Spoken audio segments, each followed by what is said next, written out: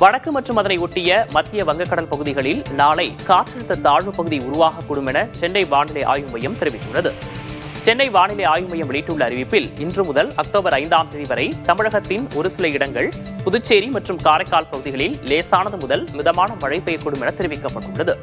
சென்னையில் இன்று ஒரு சில பகுதிகளில் மழை பெய்ய வாய்ப்புள்ளதாக கூறப்பட்டுள்ளது. தமிழக கடலோர பகுதிகள், மன்னார் வளைகுடா, குமரிக்கடல் பகுதிகளில் 60 கிலோமீட்டர் வேகத்திற்கு சூறைக்காற்று வீசும் என்பதால் மீனவர்கள் இப்பகுதிகளுக்கு செல்ல வேண்டாம் என வானிலை ஆய்வு மையம் அறிவுறுத்தியுள்ளது.